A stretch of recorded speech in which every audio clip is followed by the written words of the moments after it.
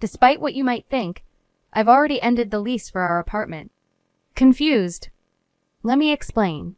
My mom suggested we should cancel our rental agreement, so together, we went ahead and did that while you were away on your work trip. This is unbelievable. I can't continue living with such irrational people. My mother-in-law, Linda, thought that by ending our apartment lease, I'd have no choice but to move in with them. But I'm determined not to give in to this pressure. I simply refuse. What are you even saying? You're his wife. It's expected of you, someone insisted. But my response was clear. Then I'll seek a divorce. My name is Mary, and I'm a 34-year-old who works in an office. My husband, Larry, and I tied the knot a year ago. We both work for companies that collaborate frequently, which is how we met. Working together led to us hanging out privately, eventually dating, and finally getting married a year later. Life with Larry was joyful. He's upbeat and humorous, and we shared many laughs living together.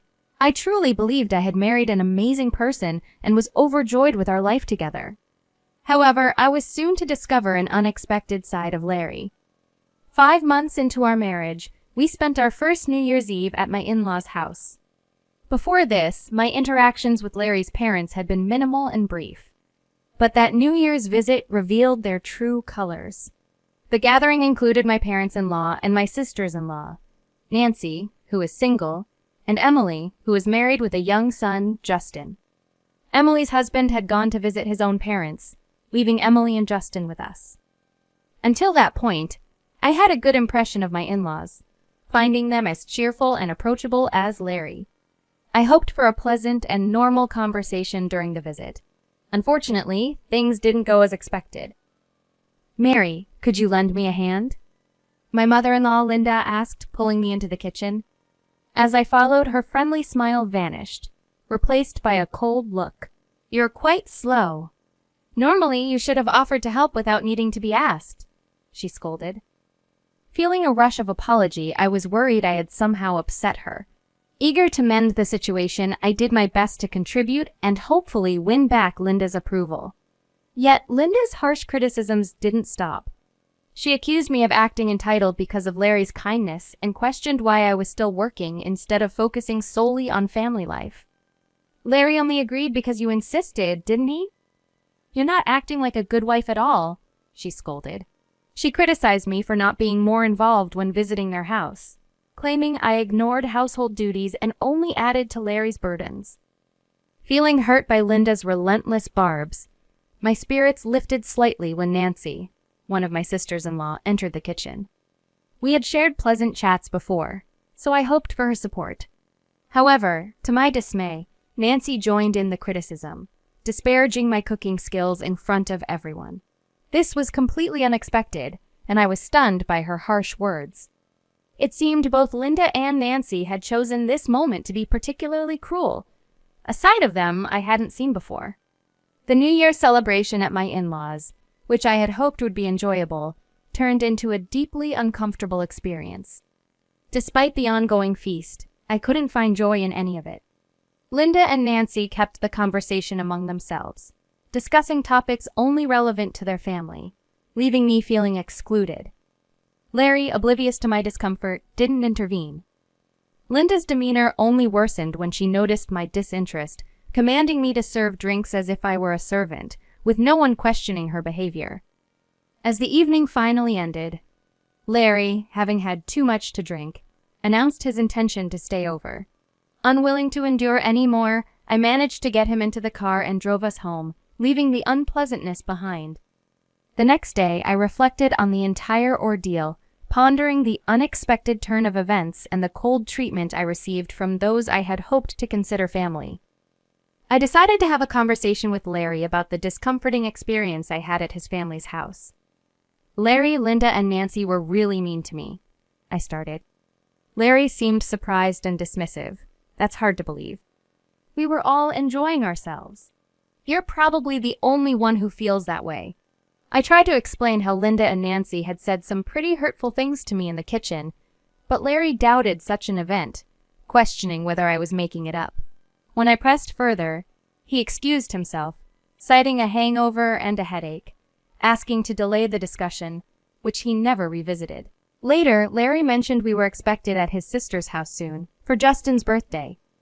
Without considering my feelings about our last visit, he insisted I attend and even pick out Justin's birthday gift, despite my busy schedule.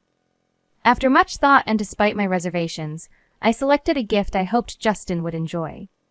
At Justin's birthday party, my effort seemed to pay off when Justin expressed genuine joy for the present I chose. Emily, assuming Larry was behind the thoughtful gift, thanked him. I waited for Larry to correct her, but instead he took the credit, claiming extensive research went into selecting Justin's present, leaving me astonished and unacknowledged. I was thrilled to see Justin's happiness with the gift I had carefully chosen for him.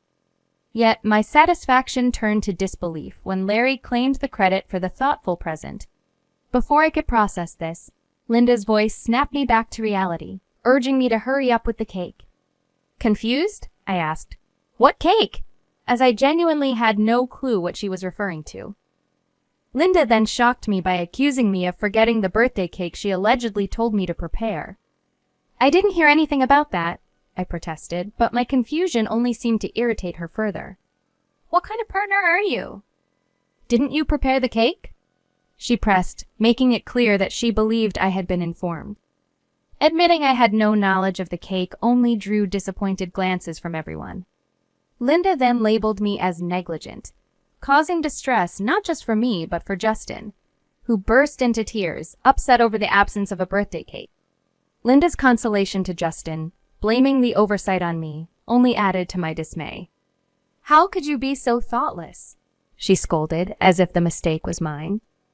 Looking to Larry for support, I hoped he'd clarify the misunderstanding, knowing well that Linda had never asked me about the cake.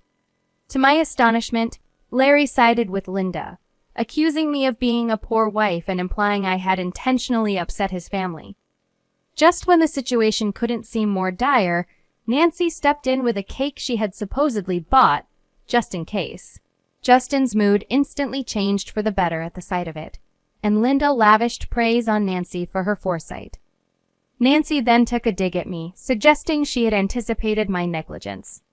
It was in this moment I realized the trap that had been set for me. Linda and Nancy had orchestrated this scenario to paint me in a negative light, cleverly manipulating the situation to their advantage. The situation took an unexpected turn when everyone blamed me for forgetting the birthday cake, branding me as a negligent wife. There wasn't a single ally in sight. Even Larry joined in, accusing me of causing distress to Justin and declaring that I should leave as a form of punishment. You shouldn't expect to stay for the meal or enjoy the cake after causing such trouble, he said, supported by Linda, Anne, and Nancy's insistence that I go home. With no other option, I left Anne's house, embarking on the long journey back to our place alone, reflecting on the irony of having selected Justin's present during my work time. That evening, Larry chose to stay at his parents' house instead of returning home. When he finally did come back the next day, he confronted me with allegations of harassing Linda and Nancy and deliberately forgetting the birthday cake, as if I had some vendetta against his family. You're a terrible wife, he concluded, taking Linda's word over mine. I was stunned, not just by the accusations, but by his unwillingness to hear my side of the story. Wait, you're taking their word over mine? And you're accusing me of neglect when you claimed credit for the gift I chose for Justin?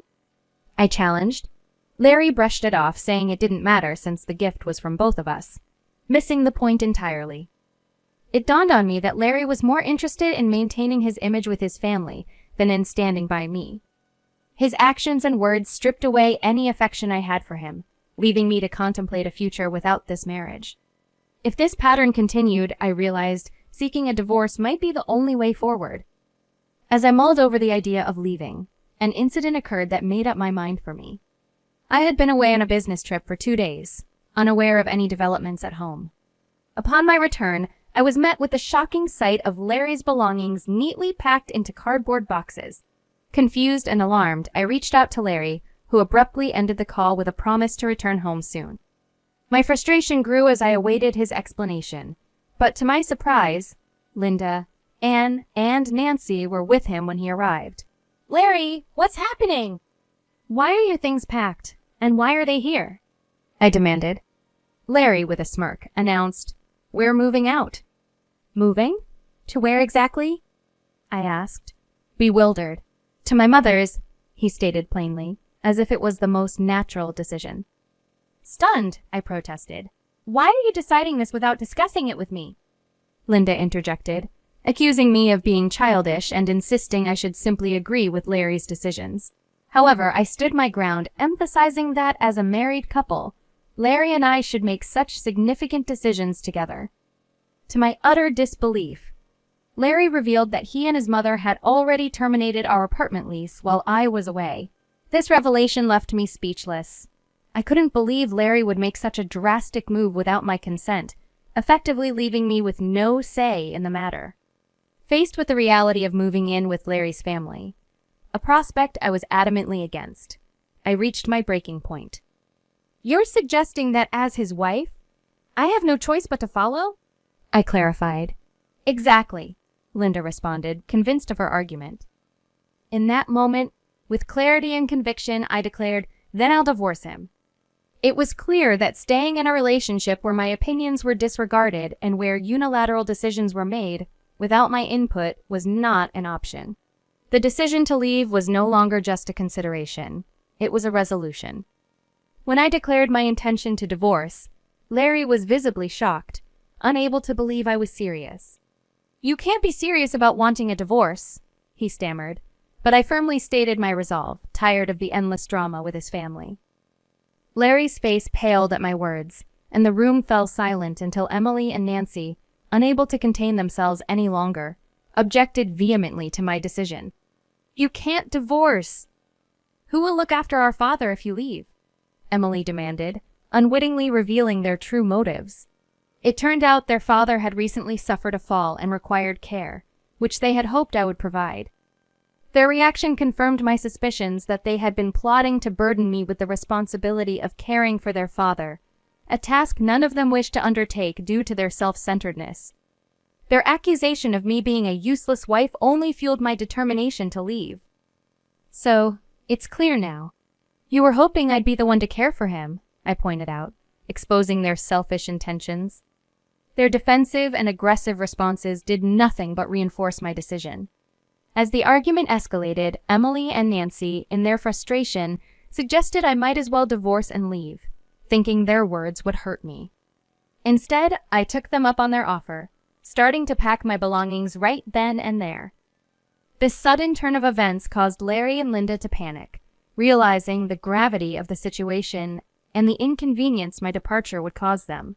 They scrambled to retract the harsh words, with Larry pleading for me to reconsider the divorce, and Linda suggesting a compromise where I could help by becoming a full-time caretaker for their father, even trying to sweeten the deal by painting it as an opportunity for me to become a stay-at-home mom.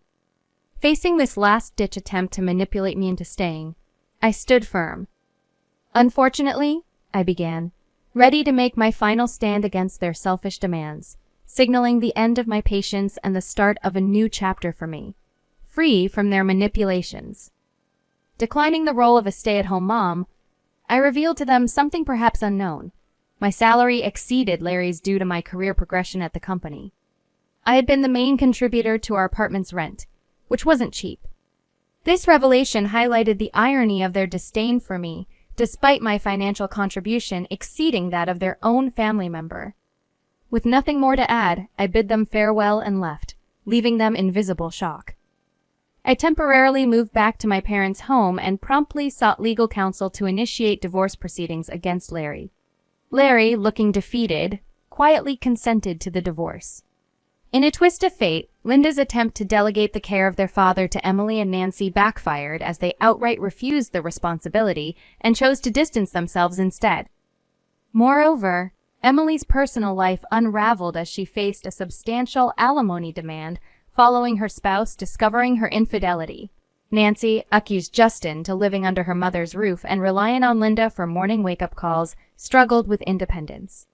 Her habitual tardiness, a result of her newfound freedom, ultimately cost her job. Larry, coerced back to the family home by Linda due to his status as the eldest son, found himself bearing the brunt of caring for their father. overwhelmed by the dual responsibilities of work and caregiving. His exhaustion was palpable. Tensions between Larry and Linda escalated, leading to frequent arguments that disturbed the neighborhood peace to such an extent that police checks became a routine, isolating them further as the community distanced themselves from the family chaos. In contrast, I embraced a fresh start, securing a pleasant apartment close to my workplace. Enjoying my independence, I settled into a comfortable life, free from the turmoil that once clouded my days. The unfolding consequences for Larry and his family served as a stark reminder of the repercussions of their actions, affirming my decision to leave and rebuild my life on my own terms. I'm contemplating picking up a new hobby, especially since I'm not keen on diving into another relationship anytime soon. The whole experience with Larry and his family has been eye-opening. They had this tendency to dump all responsibilities on me, painting me as the villain in every scenario. Larry, despite earning less than me, had the audacity to be domineering, which was just pathetic. And then there were Anne and Linda, each wrapped up in their self-centered worlds, making it almost unbearable to be around them. However, seeing them entangle themselves in their own mess was somewhat satisfying. I'm rooting for Mary to discover a new passion or hobby that brings her joy and fulfillment. After everything she's been through, she deserves all the happiness and peace the world has to offer. Here's to Mary's fresh start and to her finding contentment and excitement in life's next chapter. Thanks to everyone who stuck around till the end. Don't forget to subscribe for more updates. Catch you in the next video!